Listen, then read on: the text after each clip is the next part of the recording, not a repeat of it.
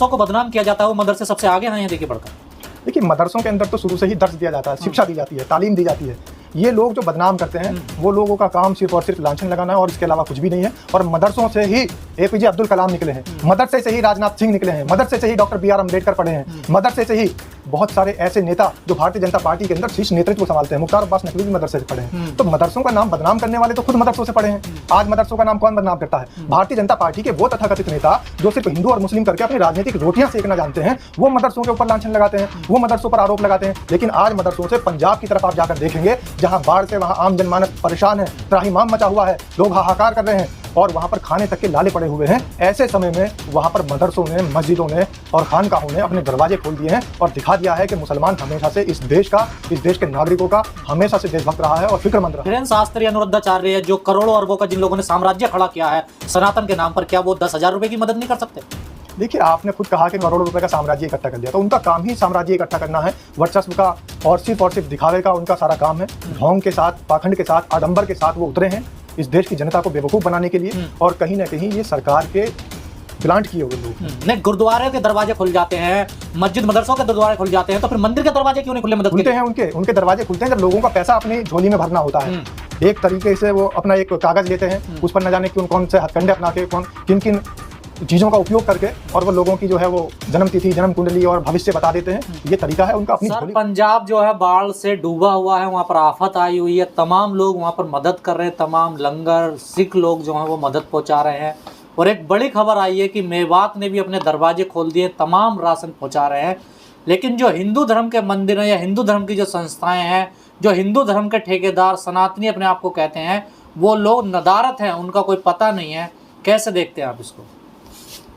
देखिए, पहले से ही सिख समुदाय रहा हो या फिर मुस्लिम समुदाय रहा हो, वो मदद के लिए आगे बढ़ता है। आप देखेंगे कि कहीं भी जब आपदा का मामला आया है, जब हमारे देश के ऊपर कभी भी कोई दिक्कत आई है, परेशानी आई है, तो मुसलमानों ने बढ़ चढ़कर हिस्सा लिया है। और इस बात का गवाह है इस देश के अंदर खड़ा हुआ इंडिया गेट। आप देखिए, इंडिया गेट के ऊपर कितने नाम लिखे हुए हैं। वो जो शहीद हैं वो उनके नाम लिखे हुए हैं और उन शहीदों में नामों की जो संख्या है, तो मुझे फक्र होता है ये बताते हुए कि मुसलमानों के नाम उसमें सबसे ज़्यादा हैं। जो लोग कहते हैं ना कि मुसलमान पाकिस्तान चले जाओ, आप पाकिस्तान चले जाओ, देश में आपका क्या काम है, हर बार वो ये कहते हैं कि घर वापसी कर लो और न जाने कौन कौन सी बातें उन पर लाछन के तौर पर लगा देते हैं।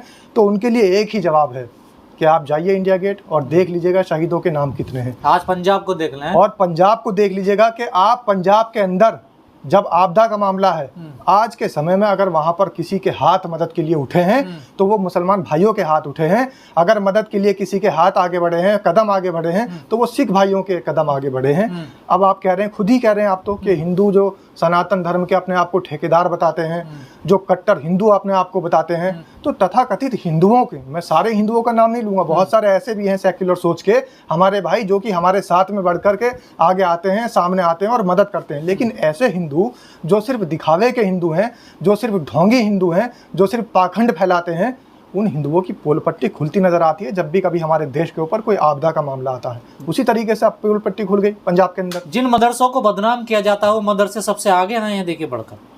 देखिए, मदरसों के अंदर तो शुरू से ही दर्स दिया जाता है, शिक्षा दी जाती है, तालीम दी जाती है। ये लोग जो बदनाम करते हैं वो लोगों का काम सिर्फ और सिर्फ लांछन लगाना है और इसके अलावा कुछ भी नहीं है। और मदरसों से ही APJ अब्दुल कलाम निकले हैं, मदरसे से ही राजनाथ सिंह निकले हैं, मदरसे से ही डॉक्टर BR अम्बेडकर पढ़े हैं, मदरसे से ही बहुत सारे ऐसे नेता जो भारतीय जनता पार्टी के अंदर शीर्ष नेतृत्व संभालते हैं। मुख्तार अब्बास नकवी भी मदरसे से पढ़े हैं। तो मदरसों का नाम बदनाम करने वाले तो खुद मदरसों से पढ़े हैं। आज मदरसों का नाम कौन बदनाम करता है? भारतीय जनता पार्टी के वो तथाकथित नेता जो सिर्फ हिंदू और मुस्लिम करके अपनी राजनीतिक रोटियां सेकना जानते हैं, वो मदरसों के ऊपर लांछन लगाते हैं, वो मदरसों पर आरोप लगाते हैं। लेकिन आज मदरसों से पंजाब की तरफ आप जाकर देखेंगे, जहां बाढ़ से वहां आम जनमानस परेशान है, त्राहिमाम मचा हुआ है, लोग हाहाकार कर रहे हैं और वहाँ पर खाने तक के लाले पड़े हुए हैं। ऐसे समय में वहाँ पर मदरसों ने, मस्जिदों ने और खानकाहों ने अपने दरवाजे खोल दिए हैं और दिखा दिया है कि मुसलमान हमेशा से इस देश के नागरिकों का हमेशा से देशभक्त रहा है और फिक्रमंद रहा है। जो हमारे देश के खिलाफ खड़े रहे तो अंग्रेजों के समर्थन में खड़े रहने वाले और हमारे देश के ही खिलाफ खड़े रहने वालों को तो शर्म तब भी नहीं आई। और एक बात मैं आपको बता दूं कि ये आज का इतिहास नहीं है मुसलमानों का मदद करने का। आज आपको पंजाब दिखाई दे रहा है, आज आपको मेवात के लोग नजर आ रहे हैं। लेकिन वो बात भी याद करिए, जब सरदार भगत सिंह को और राजगुरु को और सुखदेव को फांसी लगाने का नंबर आया तो एक मुसलमान जज ने फांसी देने से इनकार कर दिया था। और एक बात लोगों के सामने नहीं आने देते, क्योंकि तो इतिहास बदल देते हैं। मुगलों का इतिहास हटा दिया, लेकिन ऐसा नहीं है कि मुगलों का इतिहास हटाने से नाम हट जाएगा, इतिहास हट जाएगा।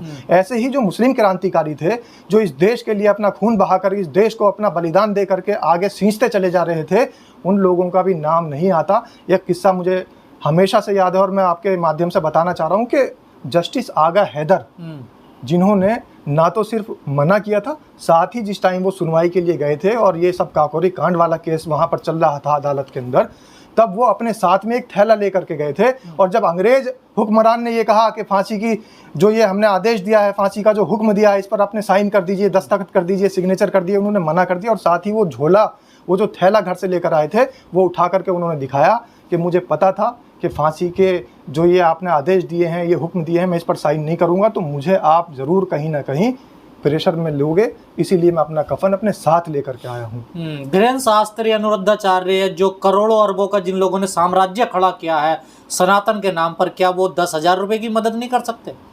देखिए, आपने खुद कहा कि करोड़ों रुपए का साम्राज्य इकट्ठा कर लिया, तो उनका काम ही साम्राज्य इकट्ठा करना है, वर्चस्व का और सिर्फ दिखावे का उनका सारा काम है। ढोंग के साथ, पाखंड के साथ, आडंबर के साथ वो उतरे हैं इस देश की जनता को बेवकूफ़ बनाने के लिए। और कहीं ना कहीं ये सरकार के प्लांट किए हुए लोग हैं। नहीं, गुरुद्वारे के दरवाजे खुल जाते हैं, मस्जिद मदरसों के दरवाजे खुल जाते हैं, तो फिर मंदिर के दरवाजे क्यों नहीं खुले मदद के लिए? खुलते हैं, उनके दरवाजे खुलते हैं जब लोगों का पैसा अपनी झोली में भरना होता है। एक तरीके से वो अपना एक कागज लेते हैं, उस पर न जाने कौन से हथकंडे अपना के किन किन चीज़ों का उपयोग करके, और वो लोगों की जो है वो जन्म तिथि, जन्म कुंडली और भविष्य बता देते हैं। ये तरीका है उनका अपनी झोली भरने का। तो जो लोग छल के नाम पर, फरेब के नाम पर अपनी झोली भर रहे हो, तो उनकी झोली से क्या कुछ निकलेगा किसी के लिए? सिख कभी रोता हुआ किसी ने नहीं देता, वो हमेशा सबकी मदद करता है, लेकिन इस बाढ़ से, इस आपदा से आज सिख रो रहा है। देखिए, देश का हर वो व्यक्ति रोता है जब देश पर आपदा आती है, जो कि देश से प्यार करता हो। जिसको देश से प्यार ही ना हो, जिन्होंने कभी देश के लिए सोचा ही ना हो। अभी एक बहुत सोशल मीडिया पर वायरल हो रहा है एक लेटर, ब्रिटिश साम्राज्य का है, और उन्होंने कहा है कि हमें कोई आपत्ति नहीं है आरएसएस से। और आरएसएस की सोच के लोग ऐसे हैं जिन्हें कभी कोई दुख हो, देश के ऊपर आपदा आए, देश के ऊपर कोई भी कितनी बड़ी कठिनाई आ जाए, लेकिन आरएसएस की सोच के रखने वाले लोग और मनुवादी विचारधारा के लोग, कभी उनको दुख नहीं होता। दुख होता है सिर्फ देशभक्त लोगों को। और ये जो सिख रो रहे हैं, ये जो मुसलमानों की आंखों में आंसू नजर आ रहे हैं, ये देशभक्त हैं और ये देशभक्ति के आंसू हैं। आरएसएस का आपने जिक्र किया, जो दुनिया का, भारत का सबसे बड़ा संगठन है, आज क्यों नहीं पंजाब में नजर आ रहा वो मदद करता हुआ? इनका नाम है स्वयं सेवक।